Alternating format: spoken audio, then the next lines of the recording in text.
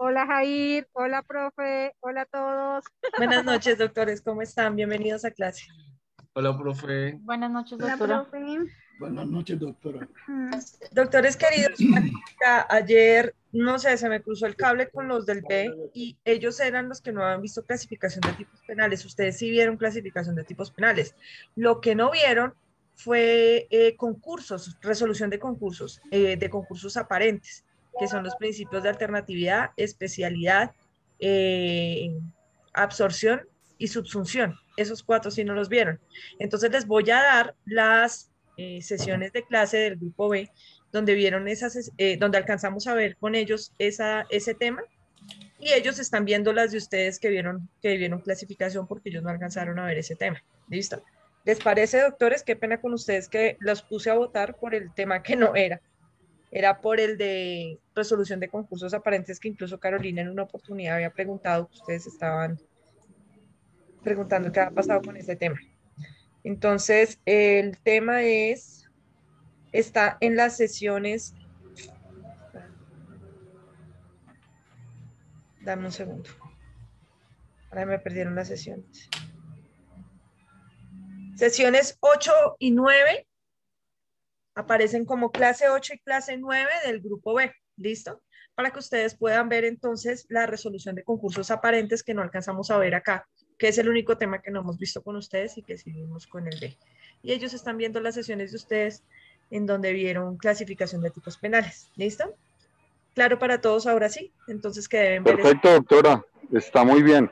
Y de paso, pues recordar que el que no esté de acuerdo, pues de una vez ahora la boquita acá, hable con la docente y deje claras las cosas, no estar llamando allá a dar quejas ni a hacer cosas que no se deben hacer por ética. Gracias, Doc. Esperemos a ver lo que les digo. No vamos a gastar tiempo de clase en esas situaciones. Vamos a dedicarnos a lo que necesitamos, que es terminar nuestro temario, y ya veremos pues qué determinaciones se toman por parte de la universidad. Doctor Rubén Darío, señor. Profe, yo tengo una inquietud, Sí, sí. pues igual con el tema de que están teniendo esta diferencia. El parcial usted lo va a enviar hoy para que lo desarrollemos durante el fin de semana, como se había venido haciendo, o ya no vamos a mantener, porque a mí me gusta esa política. ¿Por qué qué, mi Doc? Porque a mí me gusta esa política, que usted lo envíe y tengamos el fin de semana para desarrollar. Doctor, el parcial ya fue enviado. Ya está enviado para ustedes. Fue Qué pena con enviado. usted. No te preocupes, de pronto es que no estás en el grupo de WhatsApp. Yo lo subí hace más o menos 20 minutos, está en plataforma, también ya disponible. Y tienen desde hoy, los que lo quieran enviar hoy, lo pueden enviar hoy. Los que no, pues entonces tienen hasta el domingo a las 2 de la tarde para realizarlo, ¿listo? Entonces, Muchas gracias. ya lo pueden descargar, sin embargo, se los mandé al WhatsApp del salón también. Ya el parcial está disponible para ustedes, ¿vale? No sé si de pronto está ya conectado el doctor Dueñas, que Sí, no sé profe, si... Profe, acá estoy. Sí, ya estoy escuchando, profe. Muchas gracias. Sí, Vale, señora. mi doctor Dueñas, es que no sé si todos están en el grupo de WhatsApp y me preocupa que se quede cortada la información. Ya está Tranquila, profe, ya disponible lo escuché. también Sí, señora, muchas parcial, profe, gracias. una doctor. pregunta.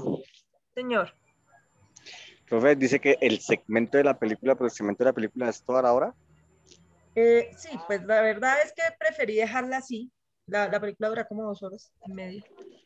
Ah, Ahí bueno, profe. está el segmento nada más, porque hay una parte previa que necesitan entender para entender lo siguiente. Entonces, por lo general les dejaba 30 minutos, pero quedaba muy entrecortada y se prestaba para que quedaran como dudas. Entonces, preferí dejarles el video completo para que puedan ver lo que corresponde a ese segmento de la película. Esa no es toda la película, ¿listo? Ya si ustedes Ajá, la profe, quieren es que, ver después, la pueden ver después para que, porque además uno queda picado de qué pasó, ¿no? Pero más allá de eso, es para que resuelvan solamente con fundamento en ese segmento, no en lo que ocurre después, el parcial. ¿Listo? bueno, profe, muchas gracias. Ok, listo. Listo, mis doctores. Entonces, aclarados esos dos temitas que teníamos pendientes, que era el asunto de las sesiones de los temas que no alcanzábamos a ver.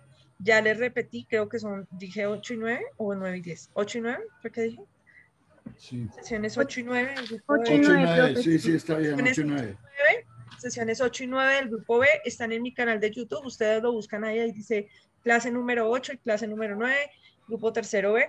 Ahí están para que ustedes puedan ver entonces lo que corresponde a resolución de concursos aparentes, en donde están las 4 formas de resolver concursos aparentes, para que entonces no se queden sin ver ese tema. ¿Listo? Doctora Sí, Angie, profe. señora. Doctora Angie Marcela. Doctora, buenas noches. Me acabé de conectar.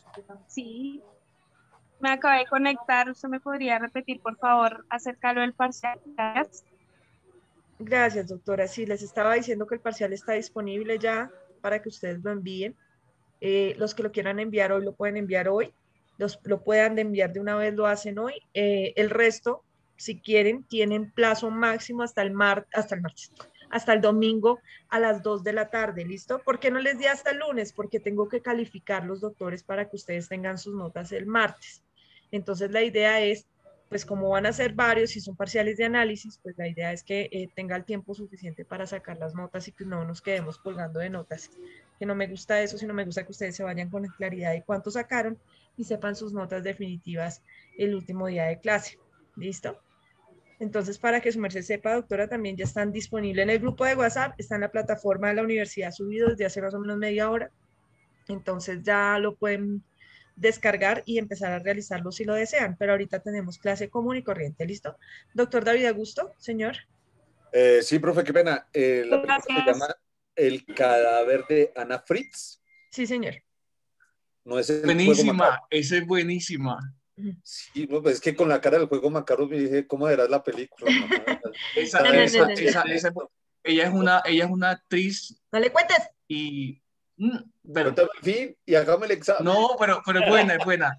Se la recomiendo que se la hagan. Es una muy buena película, pero ahora, ya que Yair ya la vio y de pronto algunos ya la vieron, ahora la van a ver desde el punto del derecho penal. Entonces van ahora a analizarla de acuerdo a las preguntas que se les hacen para que puedan hacer adecuación. ¿Y el fragmento dónde lo veo, profe? En el link, mi doctor David. En el link y ahí sale toda la película. Les comparto acá el parcial, que lo tengo aquí abierto para que lo puedan ver. No hay ningún problema con eso. Es que dice, tenemos problemas para producir este video. No me digas, si todos lo están viendo. Así dice Facebook. No, me sale así en Facebook. No me asustes. ¿Alguien más de profe, que tiene una pregunta? Ahorita me sale. Ya te lo vamos. Don David, ¿tú que cambie de internet? Doctores, ¿alguien más le ha dado clic al documento? Bienvenidos a clase de penal especial. ¿Quién me está viendo por ahí? Vamos a avanzar. No soy yo. Entonces, ayer Don Alvarito. O sea, Alvarito. Listo. Entonces, Señorita Devia. Les comparto el parcial. Este es el parcial que van a desarrollar. Estas son las reglas. Aquí dice claramente a más tardar el día domingo 6 de junio a las 2. Por eso es que lo pueden enviar de una vez esta noche los que quieran o los que no lo puedan presentar en fin de semana, como por ejemplo el doctor Dueñas, que tiene problemas laborales para poderlo hacer el fin de semana. Por eso lo subí desde antes para que tengamos mayor posibilidad de con compañeritos como él que de pronto no pueden tener todo ese tiempo disponible para que entonces lo realicen de una vez. Este es el link que deben utilizar. Aquí yo no lo puedo abrir porque no tengo Facebook abierto en mi computador, pero ustedes le dan clic acá y automáticamente les abre el documento. ¿A alguien ya le abrió el video? Sí, doctora, sí. Sí, profe, sí. Va a revisar. Entonces, de pronto es el del doctor David que no abrió. Mi doctor David, revisa tu configuración de Facebook, porque tal vez es por ahí que tienes problemas porque el documento está funcionando, ¿listo? Y deben resolver estas preguntas. Estas son las preguntas que deben resolver para desarrollar el parcial. El parcial lo van a desarrollar, vamos a hacer una cosa, si ustedes quieren. Los que quieran lo pueden presentar en parejas, los que no lo trabajan individual, como quieran, como les quede más fácil, ¿listo? Pero no más de 2. Si quieren pareja hacer, chévere. Si lo quieren hacer en pareja, está bien. Yo me voy con la profe. Si quieren hacerlo en parejas. Yo me voy con la profesora. Voy con la profe. No. Profe, ¿yo puedo hacer una sugerencia? Sí, señora, mi doctora Viviana. ¿Se le puede quitar la cara de ese muñeco al parcial que ya me asusté? Ya para la próxima, porque ya quedó subido. ¿Listo? Listo, mis doctores queridos. Ahí muy amablemente Carolina creo que nos hizo el favor de copiarnos la sesión 8 y la sesión 9 de los compañeros del B, en donde van a ver las clases, ¿qué? anteriores. El parcial ya lo había enviado, ahí lo reenvió Carolina otra vez. Hay que estar pendientes, amores, de los diferentes grupos y así se les pierde en WhatsApp. Está disponible también en la plataforma en la sesión del día de hoy. ¿Listo? ¿Claro para todos ahora sí? Sí, profe, ya me están sudando. Sí, las manos. señora. Sí, profe, que dijo que hasta el martes. No, doctor. Hasta el domingo a las 2. domingo a las 2. Puedes llegar de Melgar. Ah, bueno, no, pensé que se había arrepentido, se había bajado hasta el martes. No, no, señor. Hay un compañero que no he vuelto a ver en clase y me preocupa. Es el doctor Howard. ¿Ustedes lo han visto en clase? Ah, profe, que Howard ahorita está cuidando al abuelito, entonces no puede estar en clase en el hospital. Entonces, pues. Es que desde el día que salió el parcial del ejercicio de pena única en donde él participó, no ha vuelto a clase. No, él está en clase, sino que hoy al abuelo. Triste, profe, quedó triste por esa pena única. No, me preocupa porque justamente hoy la idea era poner a practicar a los dos compañeros que no estaban o que no habían, que presentaron ese día la exoneración. De hecho, no los iba a poner a practicar, los iba a exonerar de una vez, pero el doctor Howard no está, entonces pues como complicado. Pero profe, se lo merece porque imagine que ellos de todos los que ese Dios dijo, fuertemente. Y ese día no sé por qué me embolaté y no les dije nada. Era el doctor Howard y otra compañera. No, y Julio Alexander Díaz. Y David Cortés. ¿Quién era? Profe, era Jason Howard Alonso y Julio Alexander Díaz los que ese día participaron, que no mostraron tampoco ni pantalla ni nada. Sí, señor, ellos dos, gracias, doctor. Dame un segundo y los anoto porque no sé qué hice la hojita donde los tenía anotados ese día. Ellos dos son los únicos que van a estar exonerados del parcial esta vez, ¿listo? Son el doctor Howard y el doctor... ¿Qué me dijiste? Julio Alexander. ¿Julio? Julio Alexander Díaz Martínez, profesora. Buenas noches. Julio Alexander Díaz, listo. Para que por favor les avisen, ¿vale? Que ese día no sé por qué me embolaté y no les dije que de todas maneras ellos en ese ejercicio fuerte de pena única. No sé si el doctor Julio Alexander también está o no está. No, creo que no está porque si no ya habría cantado Gloria. Profesora, ¿cómo está? Buenas noches. Aquí está. Es que es un hombre que no expresa sus emociones.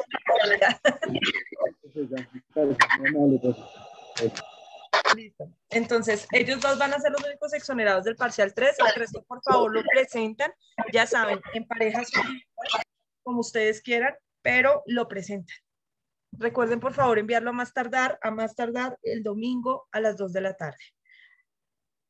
Listo, continuemos. Ayer estábamos hablando de los delitos sexuales y llegamos hasta que estábamos haciendo el estudio de la incapacidad para resistir, dentro de los cuales estábamos viendo precisamente los estados de inconsciencia.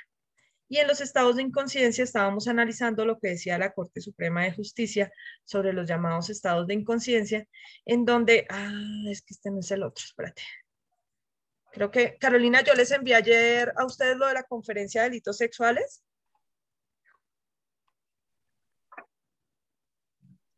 Buenas noches, profe. Creo que no. Sí, ¿no? Profe. Sí, con un PPT. Creo que fue hoy que lo subió. Al grupo a la noche. Sí, doctora, está en el grupo. Está en el grupo, creo que además lo subió a plataformas. Tenía la duda si les había enviado estas diapositivas porque las otras que veníamos trabajando tienen menos información. Entonces les estoy compartiendo directamente el material que se realizó para la conferencia de delitos sexuales del Colegio de Abogados Penalistas. Entonces, bueno, que realicé para esa conferencia. Entonces, señor. El que está montado en la plataforma tiene 28 diapositivas. No sé si será el mismo. Ese es. Ese es que creo que es este. Sí, 28. Es ese. Es ese, sí, señor. Listo. Entonces, nosotros ayer estábamos hablando, hasta el momento habíamos hablado de del contenido del artículo 212A frente al acceso carnal, También hablamos de los llamados actos sexuales diversos, cómo se realizaban esos actos sexuales diversos. Vimos que realmente el acceso carnal y el acto sexual propiamente dichos no son punibles, sino que lo que resulta punible es cuando se realizan bajo alguno de los ingredientes normativos del tipo que se refiere a la violencia, y vimos el 212A de las formas de la violencia, de forma abusiva con persona menor de 14 años, entonces, en donde hablamos de la presunción iure et de iure que se aplica en estos tipos penales sobre la incapacidad absoluta del menor de 14 años para consentir, comprender o aceptar una relación de tipo sexual, y estábamos en los de forma abusiva en persona con incapacidad de resistir o los de en persona puesta con incapacidad de resistir. Decíamos que cada uno de ellos está ubicado en el 207 y en el 210 del Código Penal y que comparten algunas situaciones. Por ejemplo, que el 207 y el 210 hablan los dos de incapacidad de resistir y de estado de inconsciencia, pero que lo que los diferencia a los dos es en principio que en el 207 no se habla de una situación concreta de haber puesto a la persona, perdón, de poner, se habla más bien, de poner a la persona en una incapacidad de resistir o en alguna de las formas allí relacionadas en el artículo 207, mientras que en el 210 se aprovecha de una situación que ya tiene la víctima específicamente para realizar la conducta de tipo sexual. Justamente como comparten tanto el 207 como el 210 la incapacidad de resistir y la inconsciencia, entonces estábamos analizando la inconsciencia que ha sido definida por la Corte Suprema de Justicia, en donde entrábamos precisamente a analizar por qué razón se considera inconsciencia la ebriedad, la intoxicación por drogas, cuando se trata de delitos sexuales en la víctima, pero no respecto de los agresores. Entonces, que resultaba como un poco particular la situación que exponía la Corte, pero que estaba así. Creo que ahí quedamos ayer, si no me equivoco, y vamos a ver entonces ahora la otra situación que comparten tanto el 207 como el 210, que es la incapacidad de resistir.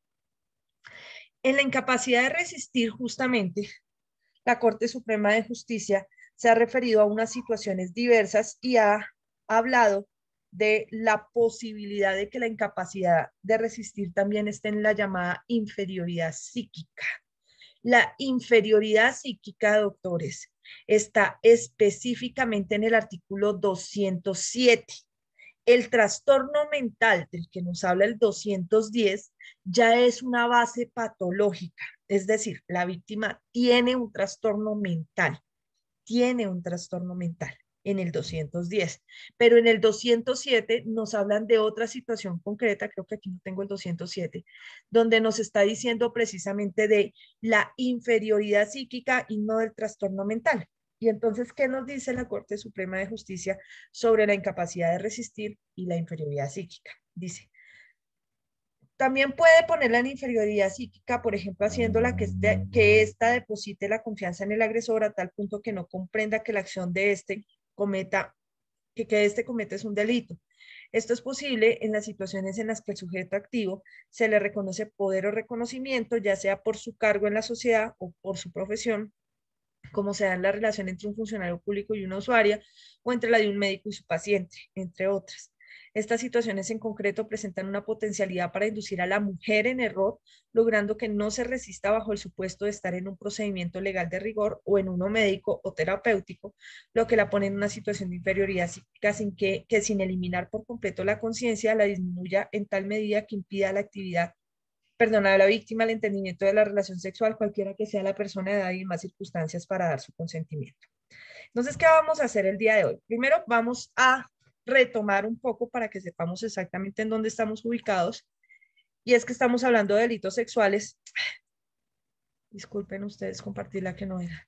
Estamos hablando de delitos sexuales y que en el momento de los delitos sexuales los estamos clasificando, por decirlo así, frente a las posibilidades de cuáles serían las posibles víctimas. En los delitos sexuales, en principio, cuando se habla de delitos sexuales de carácter abusivo,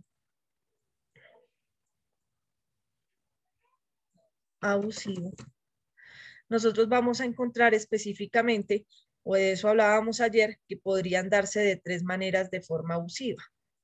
La forma abusiva sería con los menores de 14 años,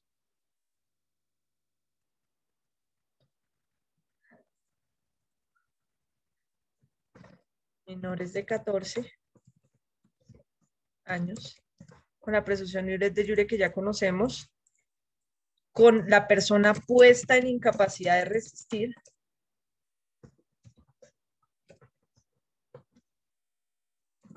del que nos habla el artículo 207 del Código Penal, y con persona en incapacidad de resistir. Esto les va a ayudar muchísimo justamente al momento de resolver su parcial. Les va a ayudar mucho. Y les recomiendo, por favor, vean los concursos aparentes antes de resolver el parcial. Las 2 sesiones de concursos aparentes antes de resolver el parcial. Yo sé por qué se los digo. ¿Listo? Entonces, ¿qué pasa? En los actos sexuales abusivos con menor de 14 años, es claro que pueden realizarse únicamente sobre menores de 14 años. Por la presunción iure de jure.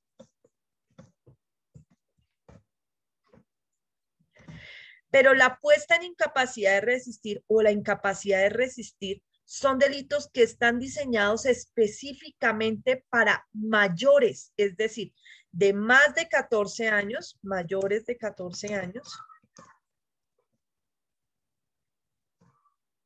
hasta lo que aguante, ¿listo? 90, 100 años, la edad normal de mayores de 14 años en adelante.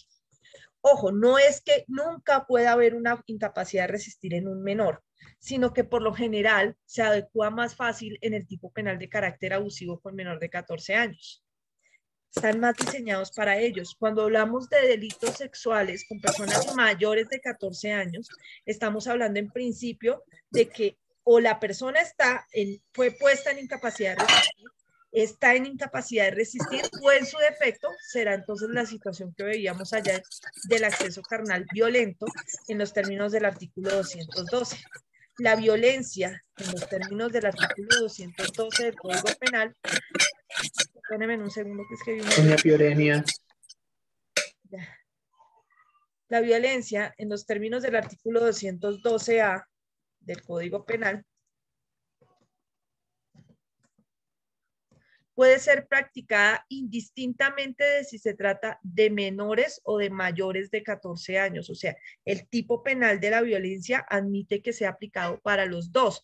Lo que pasa es que por lo general, menores de 14 años o mayores de 14 años, por lo general la violencia está mucho más presente en mayores de 14 años que en menores de 14.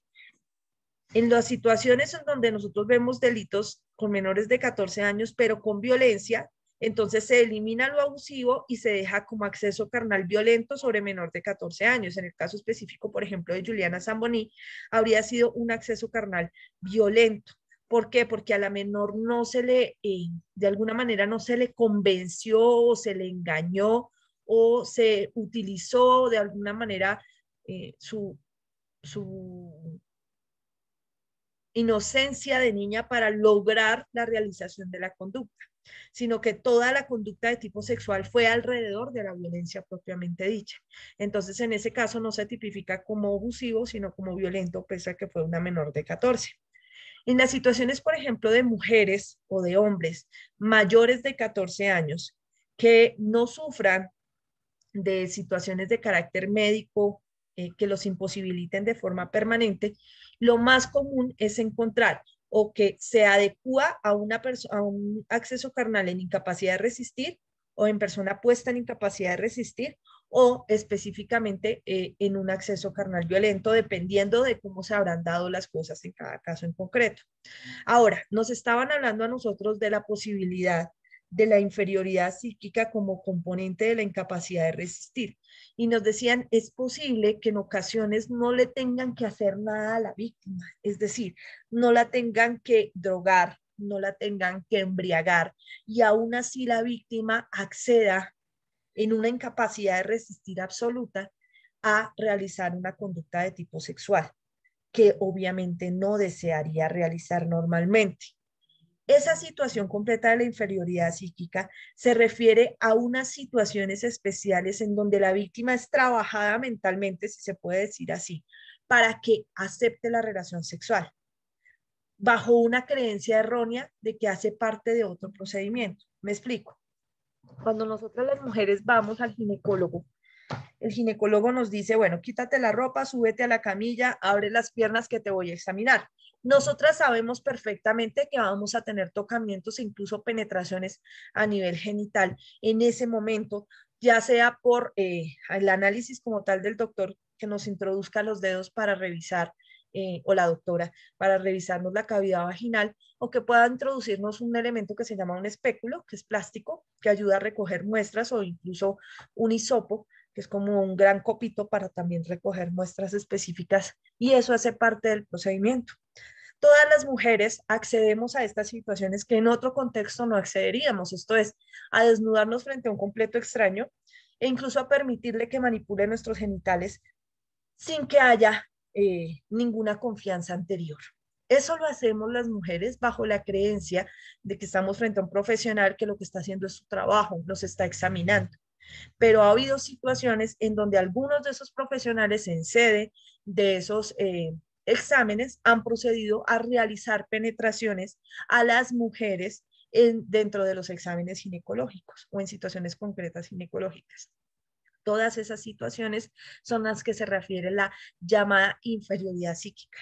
Y es que la mujer asume que el médico lo que está haciendo es parte del procedimiento, hasta que empieza a sospechar que ya tal vez no lo es, como por ejemplo si la penetra con el miembro viril en vez de con los dedos, o si nota que va más allá de un simple examen y de alguna manera el médico está obteniendo placer como consecuencia del examen.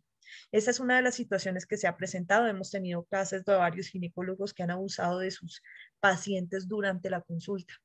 También es posible, y de hecho eso es parte de lo que refiere la sentencia que les mencionaba hace un momento de la Corte Suprema de Justicia, que vamos a volver acá para que ustedes la vean, donde menciona la posibilidad de un funcionario público. Y es que hubo una oportunidad en donde una víctima de un delito sexual acudió ante la fiscalía para interponer la denuncia, y el investigador que la recibió se aprovechó de la inocencia de la joven. Era una joven de muy corta edad, creo que tenía entre 16 y 17 años, y le dijo, bueno, listo, ya te recibí la denuncia, vamos a ir a recolectar evidencia, entonces necesito que me acompañes allí al cuarto de al lado, te quitas toda la ropa y yo voy a revisarte. Él era un investigador. La revisó y después de eso la penetró con el pene, haciéndole creer que era para ver la magnitud del daño que le habían hecho. La volvió a violar. Otra vez la accedió. A una víctima que acababa de llegar, la accedió de nuevo. Y ella asumió que todo era parte del procedimiento para la denuncia.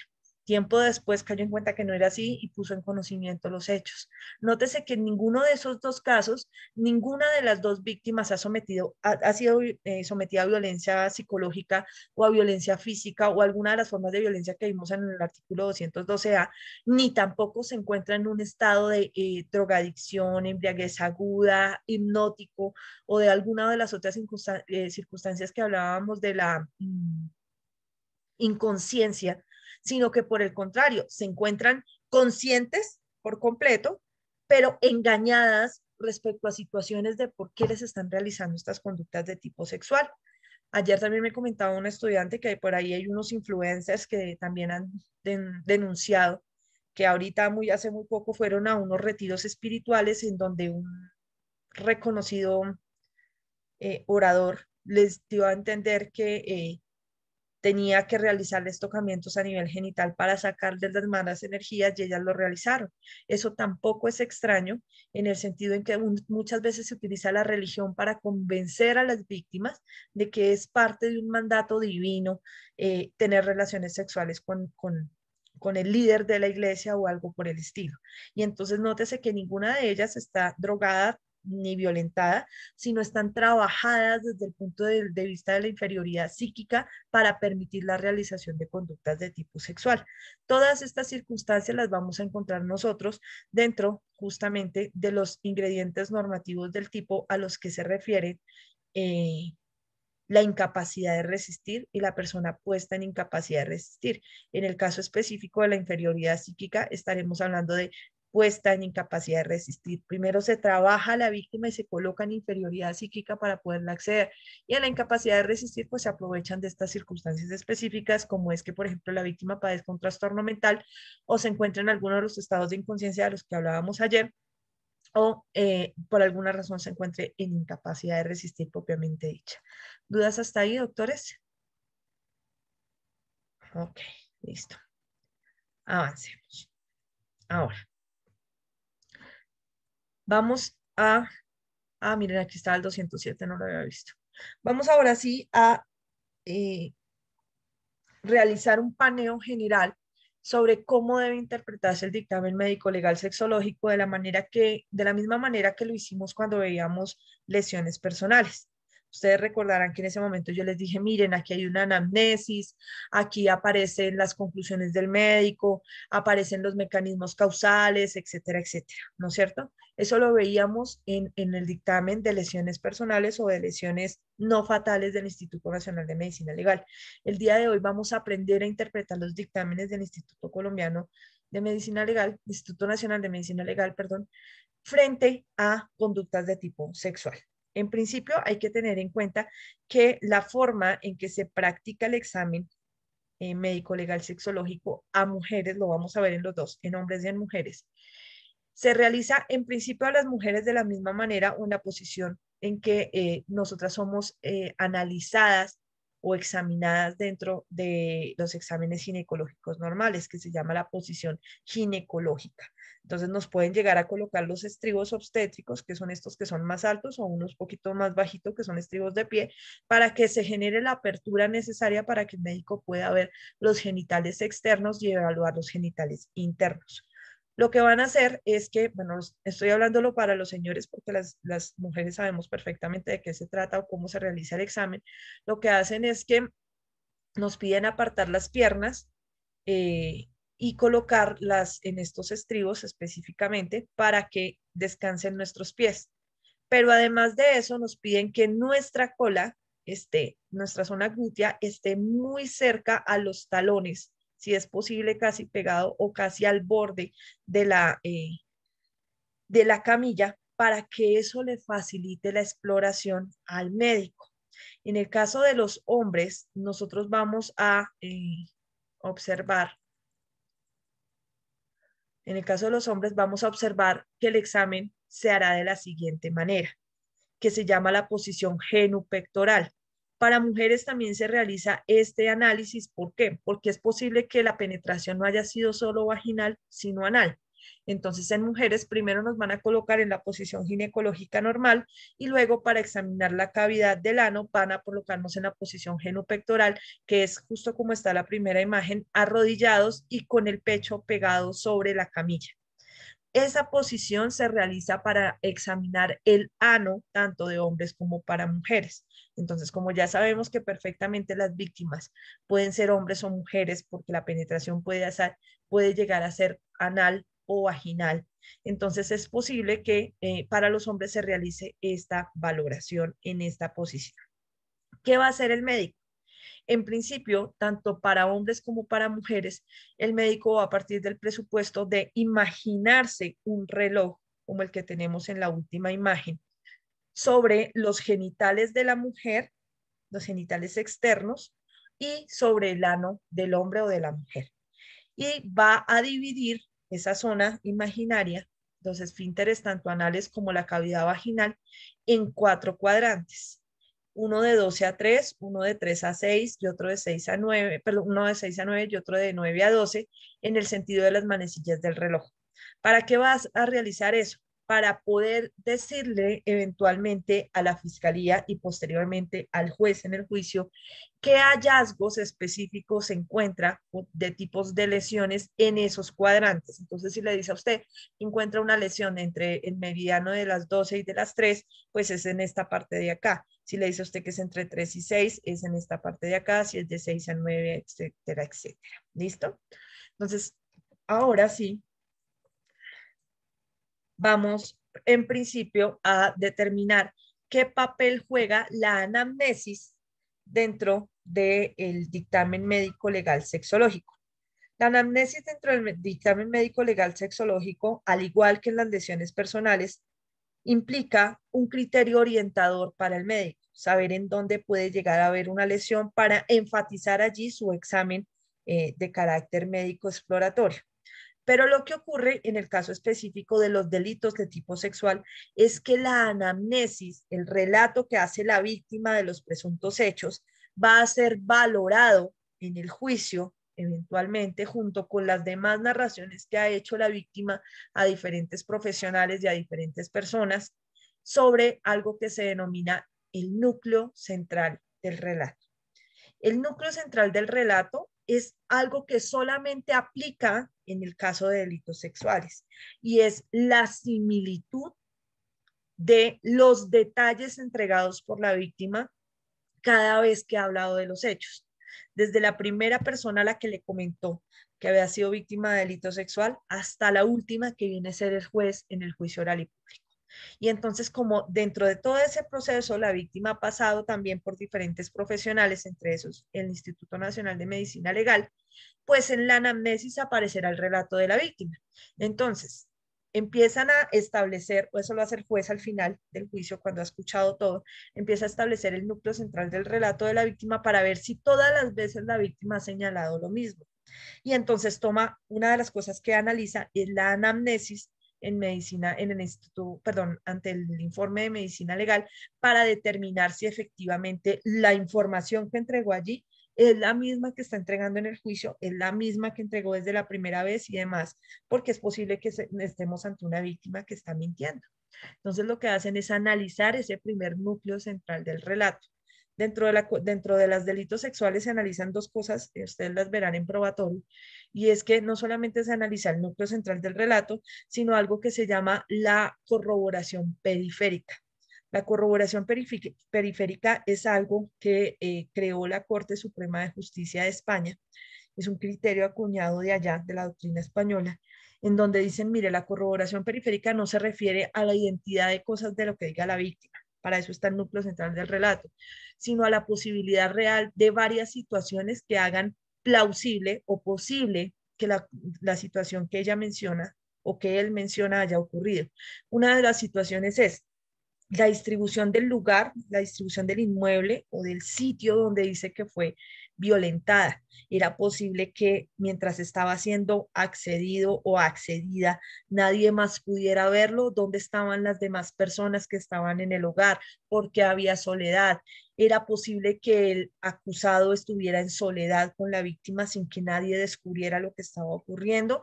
Y lo más importante, ¿cuál podría ser la motivación de la posible víctima para inventarse un hecho en contra del acusado? ¿Cuál sería? Todo eso se analiza dentro de la llamada corroboración periférica junto con el núcleo central del relato para establecer si las víctimas de delitos sexuales están diciendo la verdad o no. Ahora, dentro de lo que hace el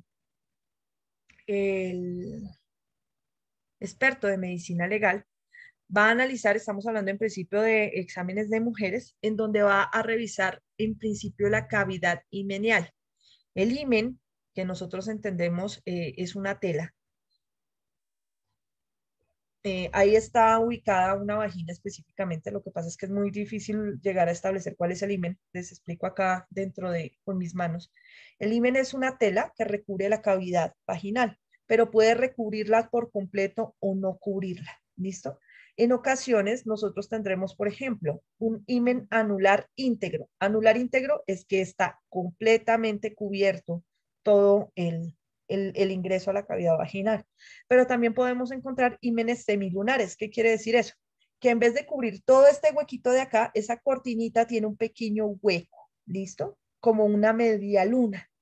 Y deja un espacio que es lo suficientemente amplio para llegar a permitir el ingreso de cualquier elemento del miembro viril erecto sin desgarrarse.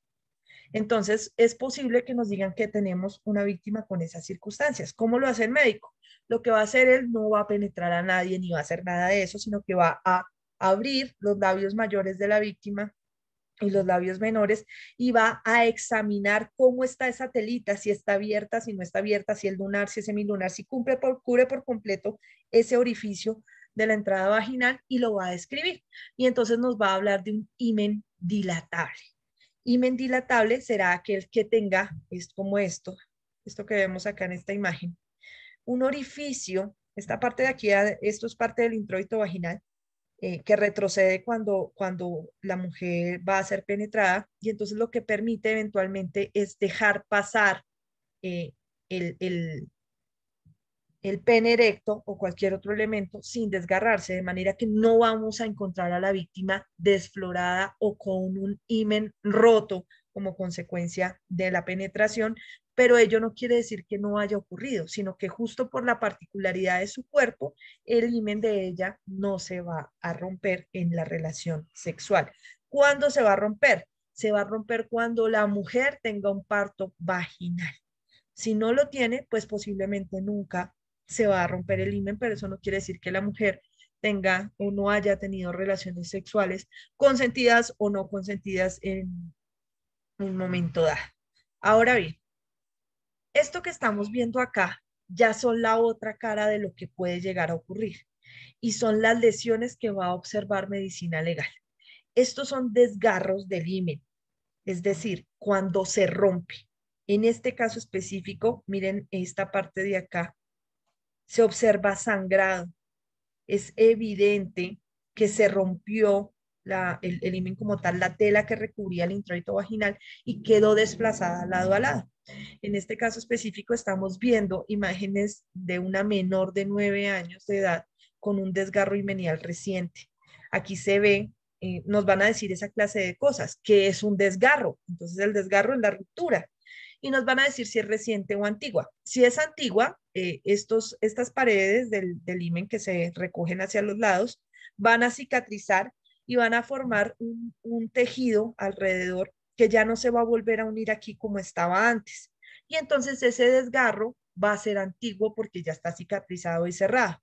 Pero en este caso específico es tan reciente, es decir, que fue al menos 24 horas antes del examen, que incluso vemos sangrado abundante en la víctima. Todo esto es sangre como consecuencia de la penetración, y más teniendo en cuenta que es una niña de apenas 9 años de edad. Entonces eso también no lo va a describir medicina legal, que hace no solamente el análisis de en qué nivel está el desgarro de acuerdo a las manecillas del reloj, que era lo primero que les explicaba, perdón, la lesión, luego qué clase de lesión sería, en este caso un desgarro, y en tercer lugar si es reciente o si es antiguo, para poder determinar si tiene relación o no con los presuntos hechos. Como les decía, lo que va a hacer el médico justamente es hacer esta separación, aquí lo vemos separando con los dedos, el introito vaginal, para poder determinar entonces si el himen está cubriendo o no la zona específica de la entrada de la vagina, y de acuerdo a eso entonces va, de acuerdo a eso va eventualmente a señalarnos en principio las lesiones que les mencionaba. Espérenme un segundo porque es que aquí no me dejó colocarla ya. Va a imaginarse este reloj justamente acá, en la entrada de la vagina de la mujer. Y de acuerdo a eso nos va a señalar entonces las lesiones, lo que les digo, si se trata eventualmente de un desgarro a nivel himenial o no, y en qué lugar específico está para determinar si es reciente o si es antiguo también. Ahora, esto que estamos viendo acá es un himen que ya fue desgarrado, pero es antiguo. Vean ustedes que no vemos, este es el himen ya recogido, las paredes del himen, que es justo una cortinita, es una membrana y se vuelve una cortinita, y ella se recoge sobre los laterales. Y entonces se cierran, dejan de sangrar y se constituyen como una especie de cicatriz. Entonces cuando medicina legal revisa a la víctima, va a encontrar que hay un desgarro completo, es decir, se rompió por completo el himen, pero en este caso específico es antiguo, lo que quiere decir que por lo menos se dio a más de 24 horas, porque es el tiempo que toma más o menos en sanar una mucosa como la parte de la vagina y dejar de sangrar para empezar a construir tejido de carácter cicatrizal. Ahora, En este caso específico nos están diciendo que hay una ruptura del himen específicamente a las horas número 6. Ustedes lo ven acá, en la parte 6. Imagínense en el reloj acá, a las 6 en punto está el desgarro. Mira, ahí está. Entonces por ahí empezó a romperse y efectivamente ya quedó pues dibujado en la cicatriz como tal el desgarro. Ahora, ¿qué más vamos a encontrar o qué más nos puede especificar medicina legal? Otras formas de desgarro himenial en donde ya se observan en diferentes cuadrantes. Entonces vean de nuevo la pared alrededor del himen desgarrado, pero aquí incluso vemos una situación concreta y es que este no se produjo hace tanto tiempo porque aún hay rastros de amoratamiento en el lugar específico o de sangrado aún contenido allí en la zona. ¿Eso de qué depende? Del tiempo transcurrido entre el examen y los presuntos hechos. De eso va a depender el análisis específico y el hallazgo de esta clase de elementos en el examen médico legal sexológico. Estas son otras formas de desgarro, eso no tiene mucho. Ahora, volvamos al asunto de los sanos. Los sanos, como les dije, pues también van a tener su análisis a través de las manecillas del reloj, pero adicionalmente en ellos vamos a encontrar unas particularidades. Los sanos de los hombres y de las mujeres son distintos. Si bien es cierto, biológicamente son iguales en el sentido en que los dos están compuestos por dos esfínteres, uno interno y uno externo. Y el interno y el externo, entre ellos están conectados para poder enseñarnos, o cuando nosotros aprendemos a controlar esfínteres, es precisamente educar el esfínter externo para que cuando el interno esté lleno, nosotros no nos hagamos del cuerpo en cualquier lugar, como los bebés, sino que aprendemos a controlar este otro esfínter para que se mantenga apretado y solamente se dilate cuando nosotros lo queramos. Entonces se dilatará y permitirá que este otro esfínter que estaba lleno de materia fecal suelte esa materia fecal dentro de este otro esfínter y salga finalmente por esta parte de acá, que es lo que nosotros normalmente conocemos como ano. Los anos de los hombres y de las mujeres son distintos. ¿En qué sentido? En que los dos están cerrados, pero por disposiciones biológicas, el de los hombres está un poco más justo que el de las mujeres, es decir, un poco más cerrado. Adicionalmente, es posible que el ano de un hombre tenga más pliegues, como vemos acá, estas rayitas que se llaman pliegues, que el de una mujer, por situaciones concretas de su cuerpo, ¿de acuerdo? Entonces, esa es una de las circunstancias especiales que hay que tener en cuenta dentro de los hallazgos de medicina legal, porque nos van a empezar a hablar de algo que se llama el tono del ano. Y el tono del ano no es el color del ano, es la fuerza que tiene el esfínter externo para mantener cerrado. Entonces, en ocasiones nos van a decir que hay pérdida de tono, es decir, que este esfínter de afuera que se conecta con esta rayita que estamos viendo acá, que es el ano, se encuentra relajado, es decir, de alguna manera está medianamente abierto. Eso es que ha perdido tono. Es como un tono, el tono muscular, entonces él no se mantiene lo suficientemente cerrado y eso puede deberse a muchas cosas, como por ejemplo, que la víctima sufra de diarrea, que la víctima haya sido penetrada o sea penetrada constantemente a nivel anal. Eso puede implicar una pérdida del tono anal o por enfermedades específicas del aparato digestivo. Ahora, es posible que dentro de los análisis que realiza medicina legal encuentren a nivel anal algo que se llama el borramiento de pliegues, que son las rayitas que veíamos inicialmente por edema, es decir, por inflamación. ¿Listo? Entonces, ¿qué ocurre? Pues es igual que cuando usted tiene una ampollita en otra parte del cuerpo. Se inflama, se llena de agüita y entonces esa pielecita se ve abultada. Como normalmente en la parte del ano es así, rayitas. Si se inflama, pues las rayitas van a desaparecer. Entonces se desaparecen estas rayitas, estos pliegues, como consecuencia de la inflamación del ano por edema. Este edema y muestra, o esa inflamación, muestra que ha sido un evento reciente, o sea, lo que sea que le haya pasado a la víctima, por ejemplo, tuvo un episodio de diarrea y se quemó y dentro de eso se inflamó. eso puede haber ocurrido. O también manipulación de tipo sexual, consentida o no consentida, puede generar este tipo de eventos. Entonces, eso lo va a señalar medicina legal de acuerdo a las manecillas de reloj, le va a decir en qué parte encontró ese evento y que se trató de un edema por situación reciente. También es posible que encuentre esto que se denominan fisuras, que son pequeños desgarros de la parte del ano como tal, en donde ya no solamente vemos esta inflamación, sino que hay ruptura como tal de la piel o de la membrana generando esto. Estas rupturas también pueden llegar a sangrar y entonces pueden llegar a ser recientes. Cuando sean antiguas van a cerrar y van a dejar una cicatriz que se va a notar evidentemente que no corresponde a una situación normal del cuerpo.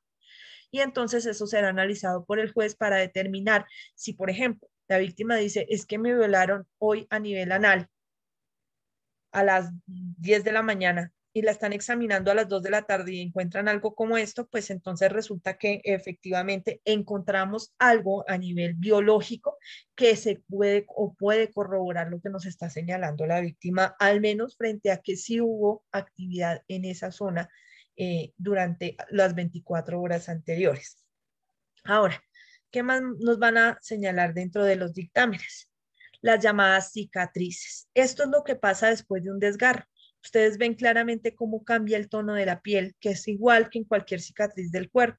Entonces ya no se trata de una rayita o de un pliegue propio del cuerpo, sino que es que esto implica que esta persona tuvo una lesión tipo fisura, tanto en esta parte de acá, que serían las 12, como aquí a las 6, en la cavidad anal, y que fue hace ya bastante tiempo, más de 24 horas, más de 36 horas, porque está completamente cicatrizada, es decir, que nos van a decir que este es un evento antiguo. La hipotonía, lo que les decía, miren, un ano cerrado, un ano abierto. En este caso, la hipotonía es la pérdida del tono, es decir, que se abre el esfínter como tal y se puede abrir por muchas razones. Actividad sexual repetitiva, por pérdida del tono muscular del ano como consecuencia de enfermedades específicas, o por ejemplo, cada vez que tú vas a ir al baño, si tienes muchas ganas de hacer popó, que en este caso aquí se ve la materia fecal, pues si tenías ganas de hacer popó y te están examinando en ese momento, pues van a ver algo como esto, en donde el esfínter se está relajando porque ya está muy lleno adentro y estás a punto de evacuar. ¿Listo? Entonces esto va a ocurrir, se va a abrir y va a salir. El eritema perianal. El eritema es un enrojecimiento asociado a eventos recientes.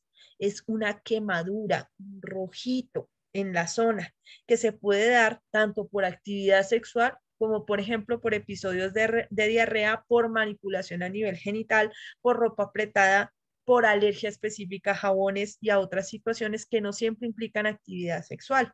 Obviamente el médico solamente va a decir qué encontró, pero él no puede adivinar qué fue lo que pasó y lo que lo causó. Lo que sí va a decir muy posiblemente es que de acuerdo a lo señalado por la víctima, si puede explicarse lo que está encontrando con lo que la víctima está diciendo, si hay correspondencia entre esos hallazgos y el dicho de la víctima. ¿Listo? ¿Hasta acá entendido, doctores? Sí, señora. Perfecto. Sí, doctora. Ok, ahora vamos a hablar, eso es de lo que hablamos frente a delitos de tipo sexual que se refieren a acceso a actos en cualquiera de las situaciones, ya sea, eso puede ser por violencia o puede ser sobre menores de 14, estos hallazgos que encontramos, o sobre personas con incapacidad de resistir o puestas en incapacidad de resistir. Ahora vamos a hablar de este tipo penal que se llama acoso sexual, que es uno de los más nuevos del Código Penal en cuanto a delitos sexuales, que se refiere al artículo 210A del Código Penal, que señala: el que en beneficio suyo o de un tercero y valiéndose de su superioridad manifiesta o relación de autoridad o de poder, edad, sexo, posición laboral, social, familiar o económica, acose, persiga, hostigue o asedie física o verbalmente con fines sexuales no consentidos a otra persona, incurrirá en prisión de 1 a 3 años. ¿Cuál es la diferencia entre este tipo penal y las formas de violencia del 212A, en donde también podíamos ver el uso del poder o la superioridad sobre la víctima? Que en el delito de acceso carnal violento o de acto sexual violento existe una de las dos conductas logradas, es decir, o la tocó, o lo tocó, o lo accedió, o la accedió, utilizando ese poder. Pero en este caso no lo está logrando. Lo único que está haciendo es hostigar a la víctima. Es insistente, la persigue, la llama, le escribe, hace todo lo posible por poner de presente su superioridad sobre ella para convencerla de alguna manera, o aún si no lo quiere, para que acceda a tener relaciones sexuales con el agresor.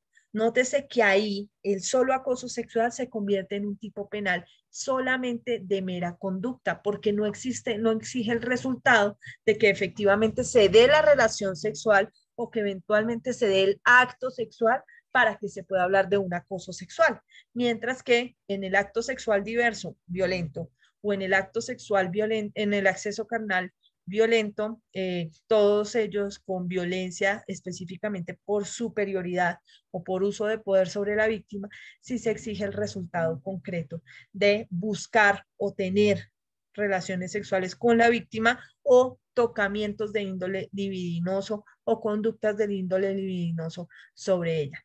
Pero esta que es aparte, que es el acoso sexual, se da bajo esa conducta específica de hostigamiento. Solamente palabras, videos, imágenes, llamadas, cualquier situación que de alguna manera asedie a la víctima para convencerla de tener relaciones sexuales. ¿Listo? ¿Dudas sobre conductas de tipo sexual, doctores? Con las que ya habríamos terminado el día de hoy en este preciso momento. Ok.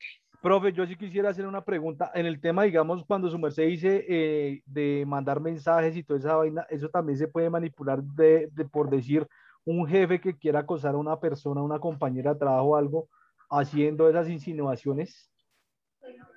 Sí, precisamente está creado para eso. Es, por ejemplo, cuando el jefe llama a la secretaria y le dice, venga, que necesito dictarle algo. Y la llama y le dice, oiga, usted debería portarse mejor conmigo.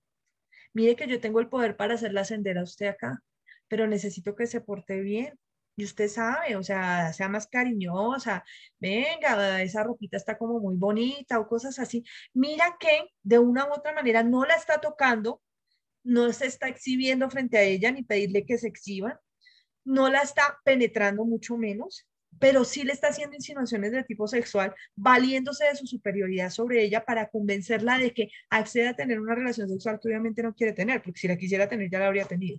¿Listo? Listo, profe. Y en el tema, digamos, si ella, digamos, por miedo, por acoso no quiere denunciar, uno y de pronto como compañero, ¿lo podría hacer?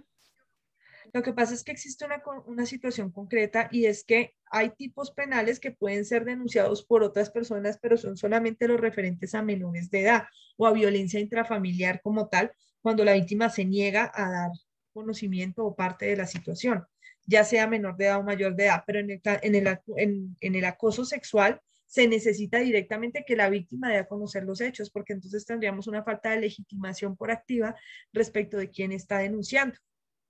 Sería un poco más complejo, al menos a nivel del derecho penal, ya que se dé a conocer a nivel interno de la empresa o algo así, pues es posible que de pronto se mande un anónimo y llamen a alguien, a la víctima, y le pregunten, oiga, ¿es verdad o no? Y si dice que no, pues nada, no pasó de ahí, ¿listo? Pero a nivel de fiscalía no van a trabajar con anónimos, sino que necesitan saber exactamente quién interpuso la denuncia. ¿Listo, mi doc? Listo, profe, sí, muchísimas gracias por su aclaración. Gracias, doctor David. Hola, profe, buenas noches. Yo tengo una pregunta referente al himen de la mujer. Sí, señor. Su merced comentaba que el himen puede estar cubriendo toda la parte de la vagina y que algunos tienen una cavidad donde se puede fácilmente darse la penetración, ¿cierto? En este caso, si la mujer no tiene esa cavidad predispuesta ya para la penetración ahí, ¿cualquier penetración en ese caso rompe el himen? ¿O hay algún tipo de himen que no se rompa con la penetración aunque no tenga la cavidad? Hay uno que se denomina comúnmente como himen elástico. El himen elástico puede ser de las condiciones que te señalo, en donde tiene alguna cavidad que permite el paso, porque es semilunar, pero hay unos que son anulares, es decir, completamente cubiertos y aún así permiten el traspaso. ¿Cómo es posible eso? Alguna vez escuchaba a una experta en medicina legal, creo que la más wow que existía en el país. Y ella señalaba que de una u otra manera la membrana del himen es parte del cuerpo humano y crece con la mujer. Entonces, cuando la mujer tiene relaciones sexuales tardías, sus primeras relaciones sexuales más allá de, por ejemplo, los 18 años, es posible que ya como ha alcanzado su madurez y su cuerpo ha crecido al nivel que debería crecer, es posible que el himen haya adquirido una elasticidad propia que al haber crecido con ella permite incluso que se pueda llegar a penetrar sin romperse. Ella mencionaba que, por ejemplo, mujeres mayores de 18 que hubieran empezado sus relaciones sexuales de forma tardía, que no hubieran tenido partos de carácter vaginal y que adicionalmente situaciones como que fueran muy deportistas o incluso que ejercieran gimnasia y demás, podían en un momento dado tener himen de estas condiciones, que no era una regla general, sino que eran situaciones biológicas de cada mujer, pero que se podían observar fácilmente en mujeres de esas calidades. En ese caso, profe, alguna vez un profesor de educación física explicaba en el colegio que las niñas al hacer esos ejercicios de abrirse de piernas podría dar rompimiento de himen, ¿eso es verdad? No, el himen no se rompe porque lo estires, él se rompe porque lo penetres. No sé cómo explicarles a ustedes. Imaginemos una tapita de un yogur. La tapita del yogur, exactamente, por ejemplo, de un bonjour, cuando tú lo vas a destapar, si tú la golpeas y es un golpe contundente, es decir, general, es muy posible que la tapita, o sea, que el yogur caiga al piso y no se reviente, no salga el contenido del yogur. Pero si tú lo chuzas con algo o algún objeto, Romo lo golpea, pues se va a romper por ahí, le va a hacer un huequito. Ahí esa tapita del yogur es exactamente como si fuese la cavidad vaginal. A veces cuando tú vas a arrancar la tapita, se te rompe. Entonces queda un pedacito que sí y un pedacito que no. El pedacito que no puede llegar a ser el lugar por donde se puede presentar la penetración, guardada la debida proporción, y me excuso por el ejemplo, donde puedes perfectamente penetrar. Si la cavidad es lo suficientemente grande, puedes permitir la penetración sin que se rompa. Pero ya cuando vas a tener un bebé, pues obviamente un bebé es gigantesco y va a romperlo, lo va a romper desde adentro. Pero, por ejemplo, habían casos de mujeres que tenían himen elástico y tenían 3 hijos, porque todos habían sido por partos estilo cesárea, y entonces como no tenían parto natural, no se rompía el himen en esas condiciones. Es como de alguna otra manera quitar esa adoración suprema al himen que existe desde la Edad Media, de pensar que la virginidad de una mujer depende de esa tela y que si se rompe o no se rompe, eres virgen o no eres virgen, cuando realmente no tiene nada que ver con esa situación específica, sino con situaciones biológicas concretas de las mujeres. ¿Listo, mi doctor David? Biológicamente es así, no tiene nada que ver con el himen, la virginidad. Por eso su mamá y la mía, después de tener 3, 4 hijos, sigue siendo virgen. Bien, profe, gracias. Listo, doctor. Listo. Ok. ¿Alguna otra pregunta, corazones? Una cosa antes de que nos despidamos de delitos de carácter sexual. Es posible que en ocasiones, a pesar de que no se encuentre hallazgos a nivel genital de una penetración, los jueces terminen condenando por acceso carnal. ¿Por qué razón? Primero, porque podríamos encontrarnos frente a una de estas situaciones concretas de himenes que no se rompen. ¿Listo? Entonces se sabe que pudo haber penetración y que eso no quiere decir nada. En segundo lugar, ¿por qué? Porque muy especialmente frente a menores de edad o incluso frente a mayores de edad, pero con alguna enfermedad, el entendimiento de lo que implica la penetración es distinto. Por ejemplo, los niños o las niñas pueden entender que les están metiendo cosas en la colita porque ellos entienden la colita y el ano igual. Entonces no entienden que los glúteos y el ano son distintos. Entonces pueden, por ejemplo, decir que fueron penetrados por la colita cuando realmente lo que hicieron fue que les abrieron las nalgas e intentaron penetrarlos, pero no alcanzaron a llegar o a generar impacto directamente sobre el esfínter. Profe, se te fue el audio. ¿Se fue la señal? Acá estoy, ¿me escuchan bien? No, Profe, se fue la última ocasión de los En un niños. momento le perdimos. Se perdió. Les estaba diciendo, ¿hasta qué parte alcanzaron a escucharme, doctores queridos? Que los niños no distinguen entre...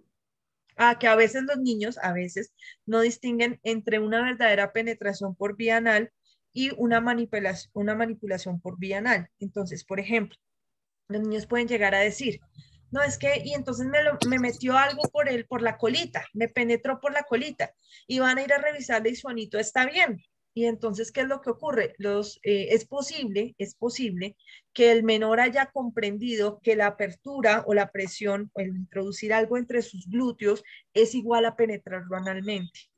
Entonces, ¿qué ocurre? Los jueces en general, e incluso ya se trate de niños o niñas, o incluso de hombres o mujeres, han llegado a establecer condenas por acceso carnal, a pesar de que no exista rompimiento de membranas a nivel anal o a nivel vaginal, bajo el entendido que antes del ano y antes de la vagina hay otras zonas, como por ejemplo, en la parte del ano, la parte de afuera, la que veíamos con los pliegues, se llama perianal, y entonces es posible que se haga fuerza para intentar penetrar ese lugar, pero no se permita. Además, no es tan sencillo porque de todas maneras la zona glútea impide fácilmente una penetración. Se necesita mucha fuerza y mucha violencia para ejercerla sobre la víctima para lograr una situación de una penetración por vía anal no consentida.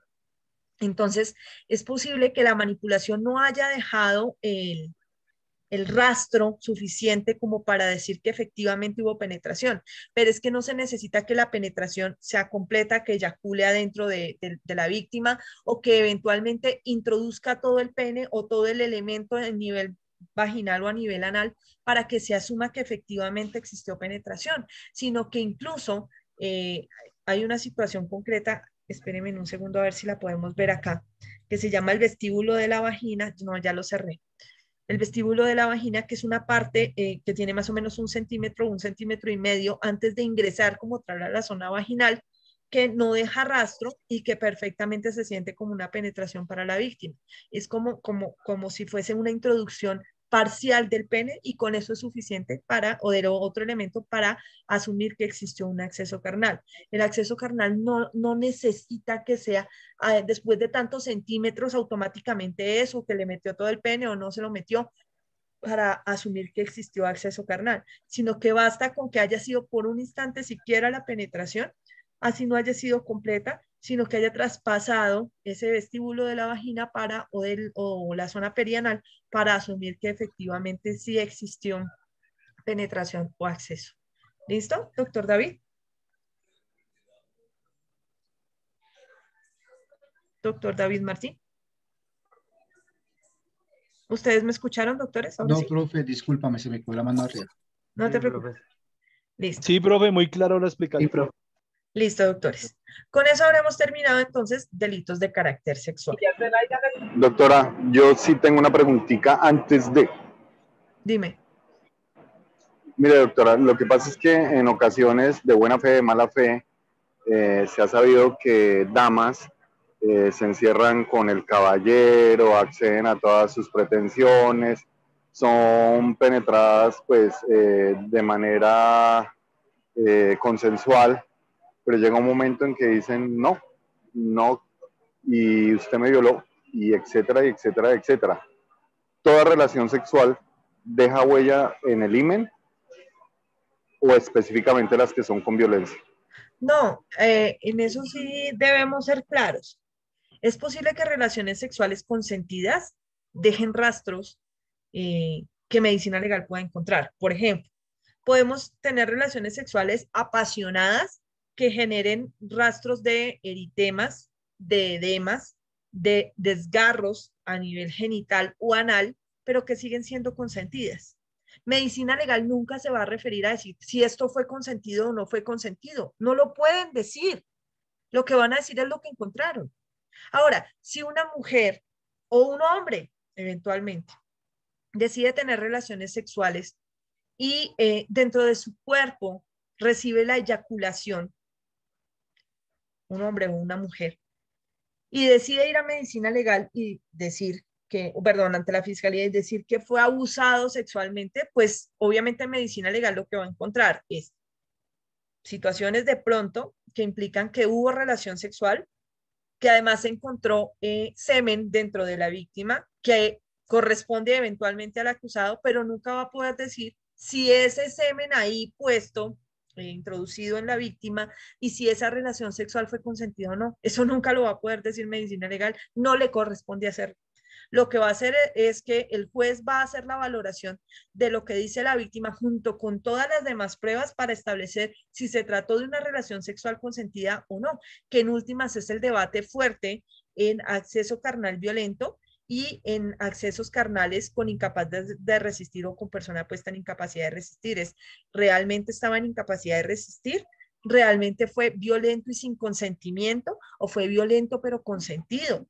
Por ejemplo, pensemos en las 50 sombras de Grey. Tienen una relación sexual supremamente activa en donde a veces existe violencia, pero es consentida. Y entonces quizás ella pueda presentar rastros de esa violencia, pero eso no quiere decir que no haya sido consentida. Será obligación del juez analizar todas las pruebas para establecer si fue consentido o no fue consentido. El simple hallazgo de la violencia no es suficiente para asumir que no se trata de una relación sexual consentida o para asumir que siempre que haya violencia o rastros de violencia en la víctima, automáticamente fue que no fue consentido. Muchas personas tienen relaciones sexuales un poco elevadas de pasión, digámoslo así, que pueden generar esta clase de hallazgos que medicina legal puede encontrar. Si yo ya encuentro una víctima con exceso de violencia en el sentido de golpes por todos lados, toda reventada o reventado, con rasguños, vuelto nada, pues ya empieza uno como a decir que de pronto eso ya incluso llegaría a posibilitar el escape de una relación sexual sadomasoquista, salvo que se logre establecer en el juicio que es parte de la práctica probatoria normal en que la víctima desarrolla sus relaciones sexuales. Todo dependerá de la prueba. Y que por eso también es importante, profe, lo que hablaba usted sobre el núcleo central del relato, porque digamos, si una mujer, como lo manifestaba el compañero, no hubo violencia y va a tratar de hacer una demanda, pues obviamente el relato tiene que coincidir. Entonces, pensaría yo que esa también es como una prueba fehaciente para el juez para empezar a indagar qué tan cierto es, porque por lo general ese tipo de personas que hacen esas cosas o esas mujeres no coinciden en muchas cosas y es donde empieza de pronto el juez a indagar, venga, pero si usted aquí le dijo una cosa y a este le dice otra y no hay una, digamos, no concuerdan los... Exacto, entonces pues creería que también en eso se basa el juez para dar ese dictamen. Sí, efectivamente, pero recuerda que incluso más allá del núcleo central de relatos, también la corroboración periférica, ¿no? O sea, ¿qué pasaba a tu alrededor también mientras eso? Sí. O sea, si a mí me dicen, no, es que me estaba golpeando, me estaba haciendo, me tiró al piso, yo gritaba y no sé qué, y afuera a menos de 1 metro había otra persona y yo no escuché nada. O sea, a ver, ¿qué pasó? O sea, ¿cómo así que le estaban haciendo todo eso y nadie escuchó nada, ¿no? Ya empieza pues como a entrar en problema, a pesar de que la víctima siempre diga lo mismo, siempre habría un núcleo central del relato, había un problema de corroboración periférica que implicaría que quizás no se le dé tanta credibilidad a la víctima en esa clase concreta de hechos. Pero pues insisto, estamos hablando de situaciones extremas de violencia, etcétera, etcétera, pero también puede estar que sea una víctima que se encuentre desmayada, completamente alicorada, drogada o algo así, pues obviamente no va a ejercer resistencia, incluso es posible que medicina legal no encuentre sobre ella rastros de violencia, pero sí puede encontrar, por ejemplo, análisis específicos de altos niveles de alcohol o ingesta de drogas o demás para decir, bueno, al menos si estaba en alguna situación, ya de ahí para allá, que yo pueda decir como medicina legal, que en esa situación podía o no podía aceptar una relación sexual, pues eso sí no lo puedo decir. Eso sí, hasta allá no llego yo. ¿Listo? Eso ya será objeto de valoración del juez. Doctor Ever Trillos, dice él, profe, y en el caso de que una mujer viola a un hombre, ¿cómo se identifica o se comprueba? Primero, para que una mujer viole en el sentido de acceso carnal, como lo veíamos ayer, pues se necesita que el hombre sea penetrado por la única cavidad que podría ser penetrado por una mujer. Sería con un elemento diverso a un pene, o salvo que se trate de una mujer en etapa de transformación, o sea, una trans que tenga su pene ya hecho. Entonces tendrá que demostrarse de la misma manera que se hace siempre, es decir, con el examen se evaluará al hombre y se determinará si el hombre fue penetrado a nivel anal o no. Y si no, pues entonces lamentablemente estaremos frente a otro hecho. Tal vez es que el doctor Trillos está pensando en ese cuento que le echan a uno de, mi amor, es que no es lo que tú piensas, ella me violó. Ojo, ella no te violó porque tú la penetraste a ella. Es decir, la persona que accede carnalmente es el agresor. Si una mujer... Doctora, es que en cuanto a lo que comenta la compañera, hay inclusive una película que se llama Ricochet, donde una persona es puesta, reducida, un hombre, o sea, no es capaz, mediante una droga, de resistirse a una relación sexual. Es accedido por la mujer, pues si no es violado, es accedido por la mujer a una relación sexual, y la única huella que él pudo demostrar de ese tipo de relación sexual fue que le dejó una veneria. Y en eso también hay muchos casos en que mujeres, no, pues para que no lo accedan, no sé el término técnico, pero sí tienen la relación sexual con el hombre sin el consentimiento de él. Varias veces se me ha preguntado por ese tema específico y te diré lo siguiente. Permíteme primero, pues planteamos las diferencias, ¿no? De cuando el hombre accede a la mujer y señala que ha sido violado. Él, en términos estrictos de legalidad, principio de legalidad, no ha sido violado en el sentido en que no ha sido penetrado. Quien penetró fue él, ¿listo? Ahora, que esa penetración haya sido voluntaria o que el hombre haya sido obligado a penetrar a la mujer es una situación diversa. El acceso carnal, como lo veíamos ayer en el artículo 212, implica la penetración por una de las vías de uno de los elementos que vimos, ya sea el pene u otra parte del cuerpo u otro elemento. Entonces, en sí el hombre no fue violado en el sentido en que no fue penetrado. ¿Listo? Ahora, si a él de alguna manera lo obligaron a penetrar a una mujer que él no deseaba penetrar, estaremos frente a una conducta de tipo sexual, pero no la podremos adecuar como acceso carnal, sino como acto sexual diverso, porque lamentablemente la forma en que está redactada el artículo no nos permite la configuración de obligar a un hombre a penetrar incluso a otro hombre o a una mujer sin su voluntad.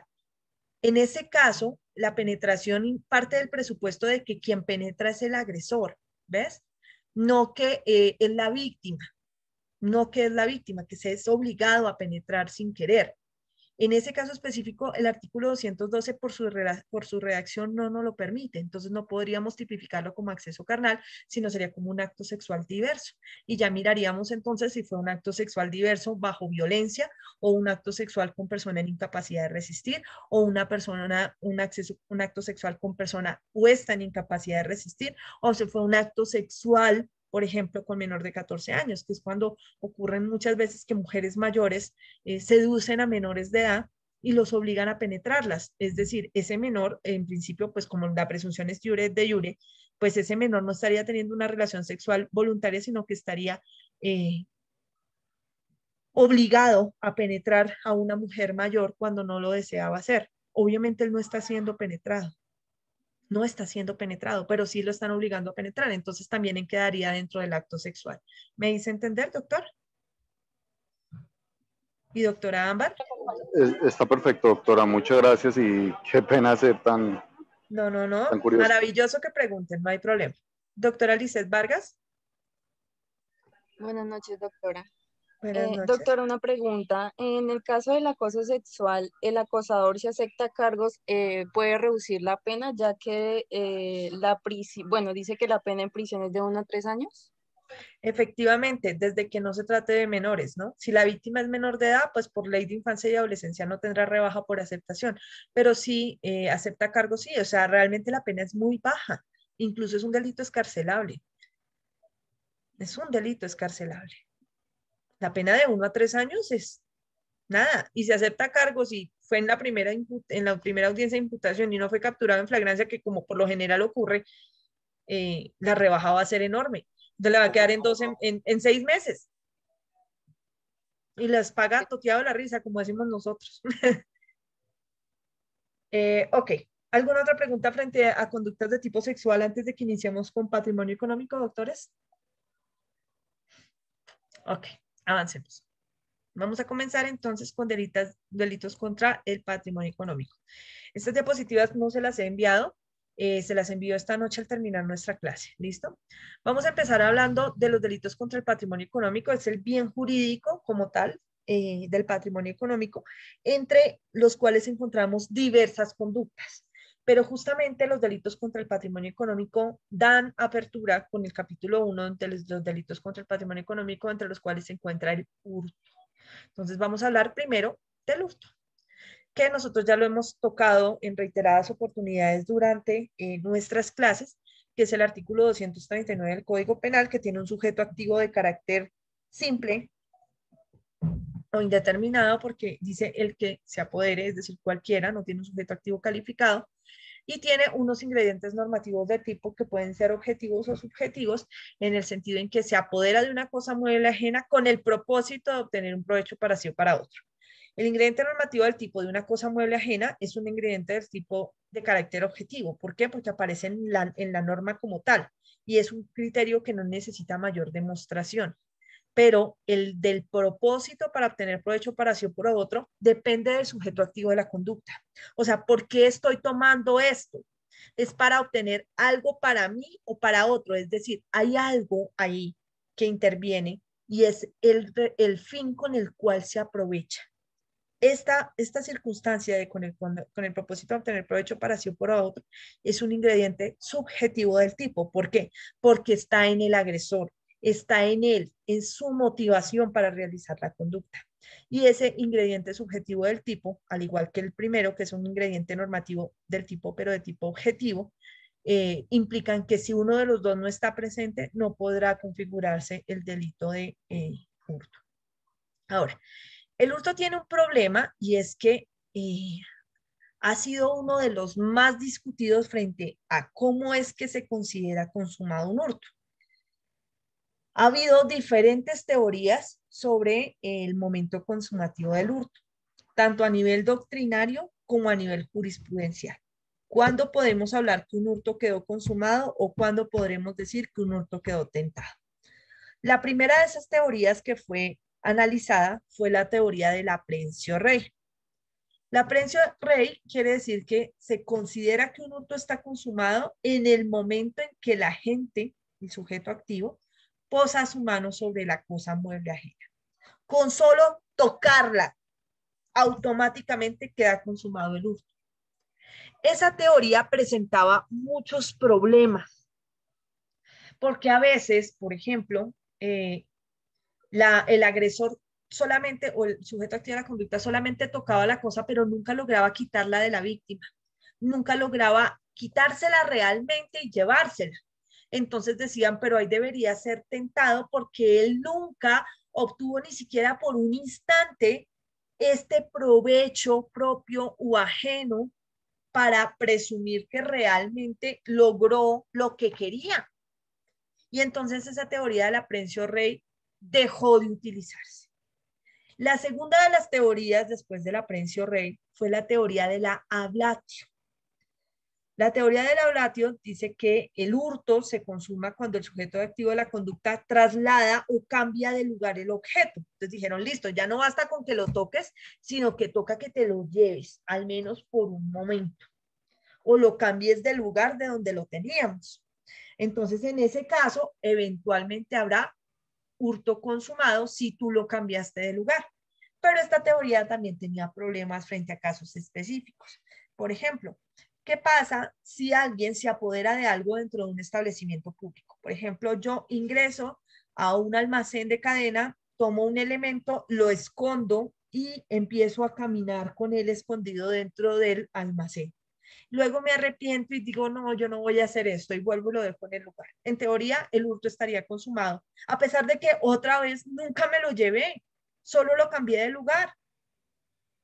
Sí, me trasladé con él, pero realmente nunca hubo un incremento real o elemento, una configuración real del elemento de haber logrado el provecho para mí o para otro. Nunca existió. Entonces, al igual que la teoría de la aprehensión rei, la teoría del ablatio fue discutida y cayó derrotada y ya no se aplica.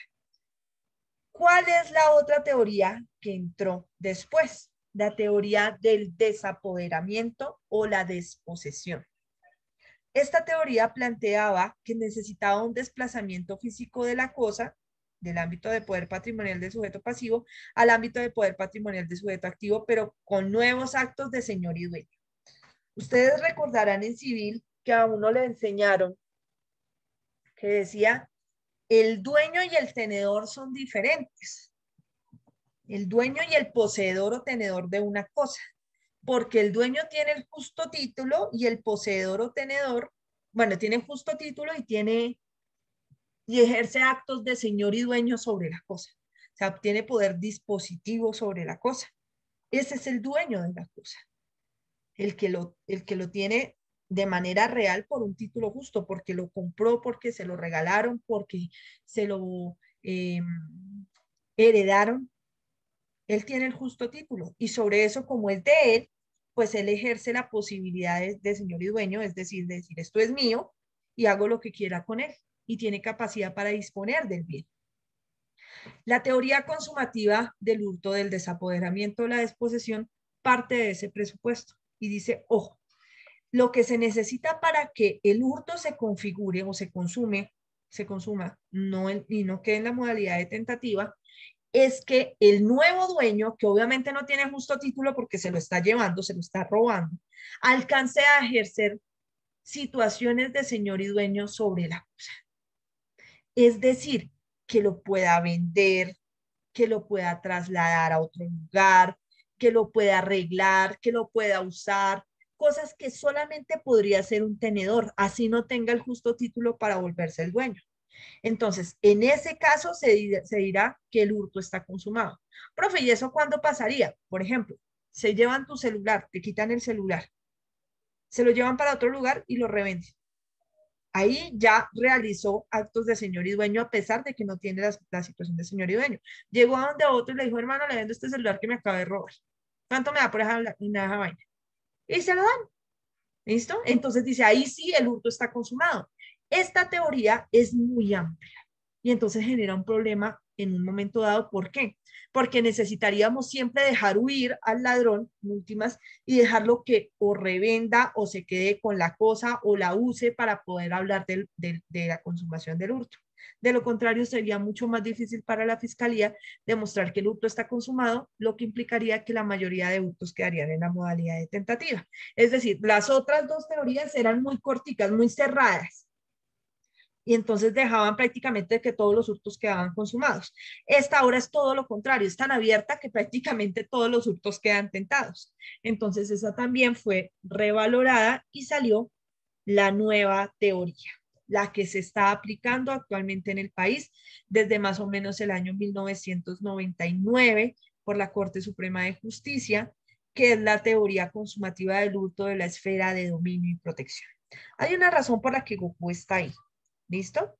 La primera, cuando Goku eleva sus poderes, él eleva su ki, hay algo que está alrededor de él, su poder, ¿no es cierto? La esfera de dominio y protección es igual al ki de Goku. Parte del presupuesto de que tú tienes protección y dominio alrededor tuyo de las cosas que son tuyas. Entonces, por ejemplo, si yo estoy acá en mi casa, como estoy ahorita, y tengo mi computadora acá, todo lo que está en mi casa está dentro de mi esfera de dominio y protección. ¿Por qué? Pues porque yo lo tengo guardado en mi casa y sé que allá está bien. Allá lo puedo llevar para donde yo quiera, lo puedo revender, lo puedo usar y lo puedo proteger de los ladrones. Cuando yo salgo con mi celular, por ejemplo, de mi casa, pues la esfera de dominio y protección se encoge. ¿Por qué? Pues porque estaba más grande porque yo estaba en mi casa.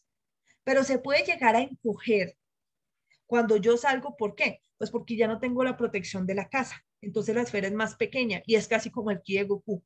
Entonces estará mi esfera alrededor mío. ¿Cuándo se consume el hurto? ¿Cuándo se consuma el hurto? Cuando la cosa es sacada de la esfera de vigilancia, órbita, protección o custodia del dueño, poseedor o tenedor. Es decir, cuando yo, en teoría, la dejo de ver, la dejo de vigilar, la dejo dejo de disponer de ella por completo. Si pasa eso, estaremos frente a un hurto consumado y no frente a un hurto tentado. Y esa es la teoría que se aplica actualmente. Tiene problemas también, como todas, discutibles, como un caso, por ejemplo, en donde un señor, llegaron unos ladrones en unas motos, le quitaron su camioneta y arrancaron. El señor se bajó y se subió en otro carro y empezó a perseguirlos y llegó hasta Melgar, persiguiéndolos. Y nunca los perdió de vista. Y dejaron el hurto intentado. Decían, pero si llegué hasta Melgar, Dios mío. Decían, sí, pero es que usted nunca dejó de observar y vigilar la cosa. Nunca dejó de hacerlo. Entonces, como usted la seguía vigilando, pues ellos no podían disponer con libertad de la cosa. Lo que estaban haciendo era huyendo de usted, pero no podían disponer de la cosa por revenderla y hacer otra cosa, porque seguía bajo su dominio y protección, a pesar de que usted no la tenía en la mano o no la tenía no la iba manejando usted. Ese caso es un caso bastante discutible, en donde quedó intentado, pero tiene menos problemas esta teoría consumativa del hurto que se está aplicando actualmente, que es la de esfera de dominio y protección, que las que se aplicaban antiguamente. Entonces, en esos casos es posible que, por ejemplo, te rapan el celular, la policía o tú sale detrás del ladrón del celular, lo capturan a 3 cuadras, pero como no lo dejaron de ver todo el tiempo y el tipo realmente nunca pudo hacer nada con el celular, pues entonces no hay consumación del hurto. ¿Por qué? Porque incluso lo recuperan y te lo devuelven y el celular sigue bueno. Está bien, no le ha pasado nada. Por ejemplo, si ya el tipo en medio del desespero lo que hace es botar el celular, lo rompe y lo vuelve nada, pues ya se lo tiró. Entonces ya hay consumación del hurto. ¿Por qué? Porque tú ya no puedes dominar y proteger en esa situación concreta el bien jurídico, el bien no, sino la cosa que te quitaron. ¿Listo? Lo mismo que ocurre, por ejemplo, en almacenes Éxito y demás, cuando entonces se llevan las cosas, los están vigilando por cámaras de seguridad, los capturan en la puerta y les dicen, sáquese lo que tiene ahí. Entonces le dicen, el hurto es tentado. ¿Por qué? Porque realmente nunca salió de tu esfera de dominio y protección, nunca dejaste de vigilarlo. ¿Listo? ¿Claro, doctores? ¿Hasta ahí? Profe, ¿qué diferencia hay entre el delito tentativo y, o sea, en penas es muy grande o...? Sí, claro, la rebaja de la pena cuando aplicábamos el 27, inciso 1, veíamos que automáticamente generaba rebaja de la mitad de la pena. Automático. ¿Listo? Gracias, doctor. Ok. ¿Alguna pregunta hasta acá, doctores? Ok. Avancemos. Entonces, los hurtos tienen calificantes, que son unas circunstancias específicas que suben la pena, de las cuales ya hemos hablado incluso en el salón a través del artículo 240 del Código Penal, que son circunstancias especiales que hacen más grave la conducta y entonces suben la pena, como la violencia sobre las cosas, cuando se rompen las cosas. Por ejemplo, el hecho de que tú vayas manejando y te rompan el vidrio, los rompevidrios para llevarse el bolso. Eso es violencia sobre las cosas. Que se agarren a fuerza del espejo del carro porque no les quisiste dar limosna y se lleven el espejo. Eso es violencia sobre las cosas. Lo que hizo Homero de romper el vidrio en el parcial pasado de Dunkin' Donuts para poderse llevar las donas. Todas esas son violencias sobre las cosas. El segundo de los calificantes, colocando a la víctima en condiciones de indefensión o inferioridad o aprovechándose de tales condiciones. Es diferente la indefensión a la inferioridad. ¿Por qué razón? La indefensión, como su nombre lo indica, implica que tú no tienes defensa. No hay defensa. Y la inferioridad implica que sí tienes medios de defensa, pero que esos medios resultan inferiores frente al ataque. Por ejemplo, si yo voy a... aquí, a robar a una persona, a hurtarle los bienes a una persona, y esa persona se encuentra en silla de ruedas, y yo aprovecho que está en silla de ruedas para quitarle las cosas. ¿La persona está en indefensión o está en inferioridad? Inferioridad. Está en inferioridad. La persona puede defenderse, pueda que me dé un puño, pueda que grite, pueda que mueva su sillita de ruedas y trate de escapar, pero obviamente todos esos mecanismos de defensa que la persona tiene a su disposición resultan inferiores frente a lo que yo le estoy haciendo o frente a la situación concreta. Y entonces podrá ser una situación de inferioridad, más no una situación de indefensión. Ahora, si por ejemplo, una persona que se acaba de desmayar, está ahí botada en el piso y yo hago que me acerco como para ayudarla y aprovecho y lo chalequeo y le saco todo lo que tiene, ¿está en indefensión o está en inferioridad? Defensión. Defensión, muy bien. Entonces, ojo, la del numeral 2 tiene dos situaciones distintas. Uno es la indefensión y otra cosa es la inferioridad, pero además dice que puede darse que usted coloque a la víctima en esa situación, o la coloca en indefensión o inferioridad, o que eventualmente usted no la colocó así, la encontró así, pero sí se aprovechó de eso. Entonces, la fiscalía deberá aclarar, primero, si fue en indefensión o si fue en inferioridad, y segundo, si usted la colocó en esa situación o si fue que se aprovechó de la situación concreta. ¿Listo? Doctora, perdón un momentico. Doctor Álvaro. Respecto a esta situación, pues al numeral segundo del artículo que estamos comentando. El 240, sí, señor. Sí, señora. La situación del sicariato. La persona se encuentra en una mesa, está tomándose un fresco, qué sé yo, y viene el tipo por detrás, bam, bam, bam, le mete 2 tiros nada más. ¿Qué condición queda ahí? Pues en esa situación concreta, primero, pues estamos en un bien jurídico diferente, ¿no? Estamos frente a homicidios, delitos contra la vida No, pero digo yo, frente a una situación de estas, ahí hay indefensión o inferioridad. En esa situación, me surge, en esa situación yo pensaría que hay indefensión. Ah, ya listo. No, eso además de otro agravante específico de los homicidios, que es el de por promesa remuneratoria, ¿no? Porque pues es un sicario que viene y le pagan para eso. Gracias, doctora. Listo. No, usted me quería, doctor. Bueno, sí, señor. Numeral 3. Profesora, discúlpeme una Doctora pregunta. Yadis, ¿Indefensión porque lo cogió por la espalda o porque tenía un arma? No, por todo. Primero, o sea, si la víctima no se percata, la ataca por la espalda, no tiene tiempo de reaccionar, ¿me entiendes? Así incluso la víctima puede estar armada también.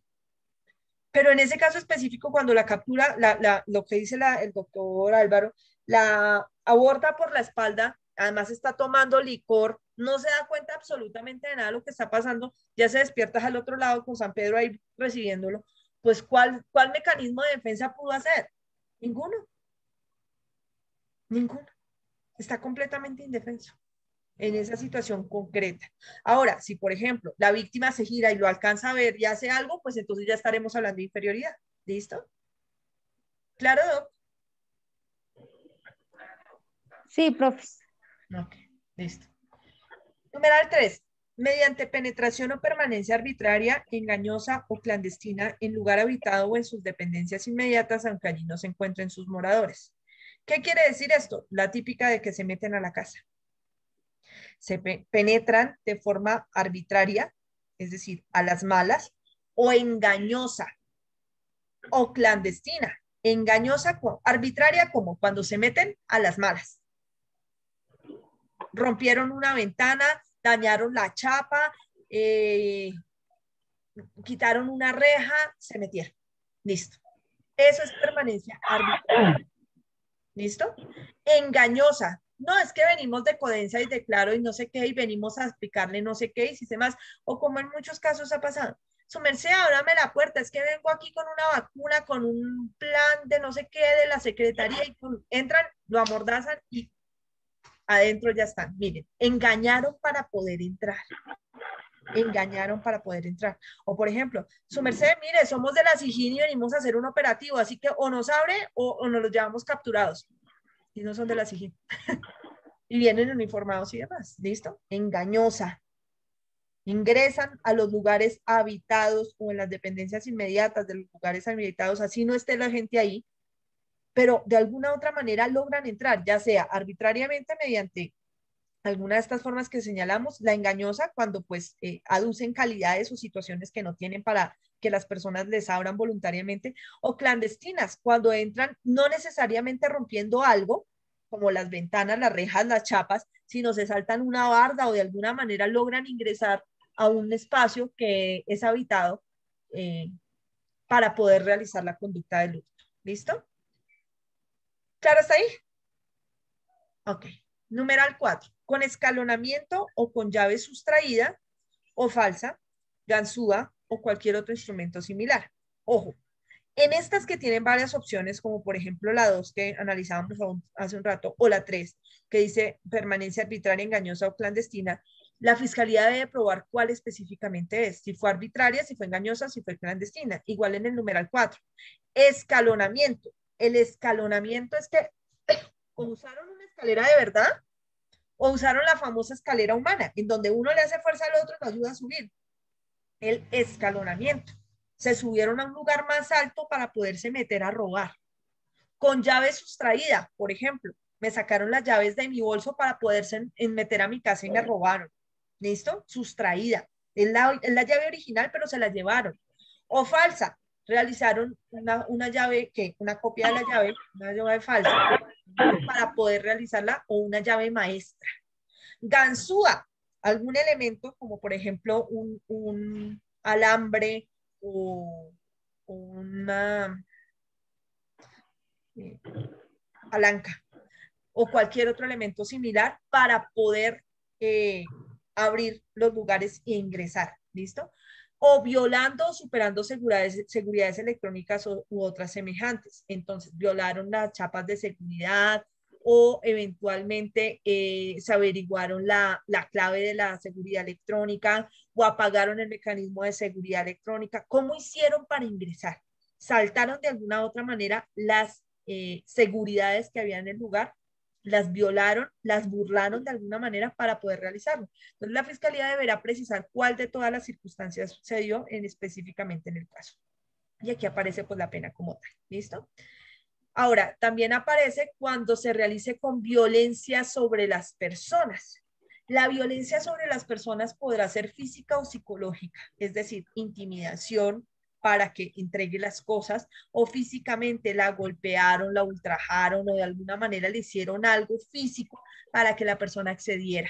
¿Listo? Entonces, por ejemplo, en ocasiones llegan no necesariamente con armas cortopunzantes o armas de fuego, sino que yo tuve un caso en la defensoría de unos tipos que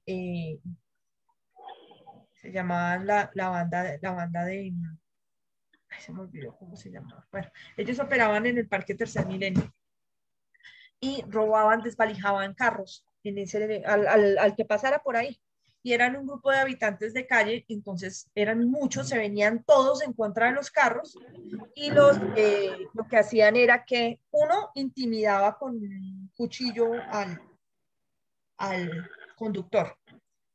Luego otro al lado, a veces también con un cuchillo, o en su defecto, esto es único, cargaban bolsas de popó de humano y amenazaban con lanzarla a la cara de las personas para que no hicieran nada. Y otros, mientras tanto, mientras los otros estaban intimidando así, aprovechaban y desvalijaban el carro. O sea, le quitaban los espejos, las tapas de la gasolina, los rines, lo que pudieran, se llevaban. Y luego salían corriendo. ¿Listo? Entonces, ¿qué ocurre? En ese caso habrá violencia sobre las personas. Mira cómo o las violentan con la intimidación o eventualmente las agreden. Un puño, una patada, una puñalada, lo que puedan, un disparo, con tal de poderse llevar las cosas. ¿Listo? Esto es para poder llevarse las cosas, violencia sobre las personas. Pero aquí nos dice una situación concreta y es que también aplica cuando la violencia se da después. Se da después. Entonces, a veces, ¿qué ocurre? Simplemente te arrebatan las cosas, te quitan el celular, o te quitan las cadenas, o te quitan el reloj, te quitan las aretes, lo que sea. No te intimidaron, solo se las arrebataron. Pero cuando tú vas a devolverte o a tratar de perseguirlo, sacan el arma y le dicen, ¿qué? Mira, la violencia es después del apoderamiento. La pena será la misma que si lo hubieran hecho durante el apoderamiento o para lograr apoderarse. ¿Listo? ¿Hasta aquí entendido, doctores queridos? Ok. Sí, vamos a dejarlo ahí. Muy claro, si Dios muy claro, quiere, muy claro. continuamos el día martes con la parte final de delitos contra el patrimonio económico y delitos de falsedad. ¿Listo? Doctores queridos, que descansen. Bendiciones para todos. Que estén muy bien. Muchísimas gracias. Profe, que esté muy bien. Profe.